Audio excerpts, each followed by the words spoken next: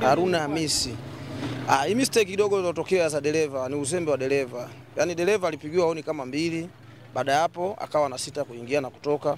Akaona kama time dereva wa gari wa gari, baada ya hapo kuingia akawa amempiga kwa mbele. Hiyo yote tunavyoona alimsukuma. Yaani kama angekuwa ameingia ni usawa katikati, hapa ilikuwa na mambo mengine. Hamna mtu hata mmoja angetoka kuna upande wa gari. Nini wito wako sasa kwa madereva kuheshimu? Ajali tu imetokea, ni mistake zilizotokea. Inaweza kuwa katika kutoka Dar es Salaam mpaka kufika hapa, inaonekana hata usingizi nini, mambo ya safari. Maana katoka sehemu ya mbali, huwezi jua njiani kapambana na mangapi hapo mkuja kupata ajali sehemu kashafika mjini hapa, takuwa aende sehemu unapeleka mali na kushusha nini, ndo kama hivi ilivyotokea.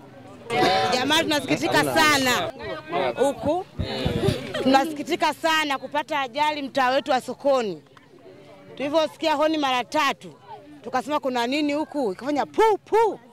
Kumbe ni honi ya treni hii kwa nampigia mwenye lori. Kukimbia ndio kukuta kama ajali kama hii hapa. Ndio hivyo. Iliwashtua kwa kiasi gani? Iliwashtua kwa kiasi gani? Yaani mshtuko mkubwa tu sana. Paka vumbi. Kuja hapa ndio tukakuta ajali kama hii hapa mnayoiona. Jamani, watu ni majuisi nini hayo yametapakaa hapo. Mara yako ngapi kuona ajali hii? Hii ndio mara yangu ya kwanza kuona. Wewe ulisikiaje? Tulisikia pu pu pu mara 3.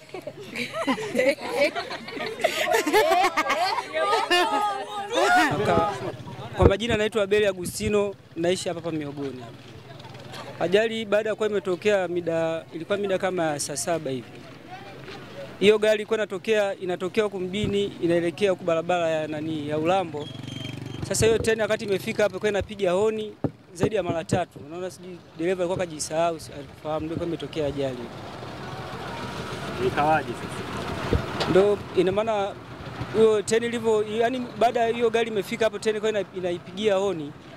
Huyo bwana naona sije kwa kajisahau, hatukuelewa. Sasa baada hapo ndio kwa imepushiwa na hiyo treni ndio kwa imeletwa mpaka maeneo hayo.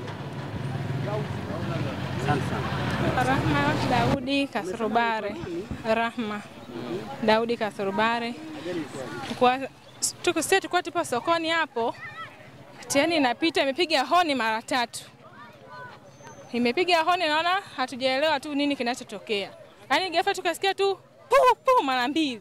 Mimi nikawa nimwambia wenzangu jamani hiyo ni ajali. Wakasema kwamba sio ajali, ni behewa. Nikasema hiyo ni ajali. Kwa hiyo ndio watu tukaona wanakimbia na sisi ndio tulikuwa tumekuja hapa. Tumekuta watu gari imeshavurugika pale. Hivyo. Ilikuwaje? Uliogopa kiasi gani? Ilikuwa nini? Kwa kweli tuliogopa tukasema Mungu wangu ila uzuri tujakuta maiti yoyote wala chochote kile hatujakiona.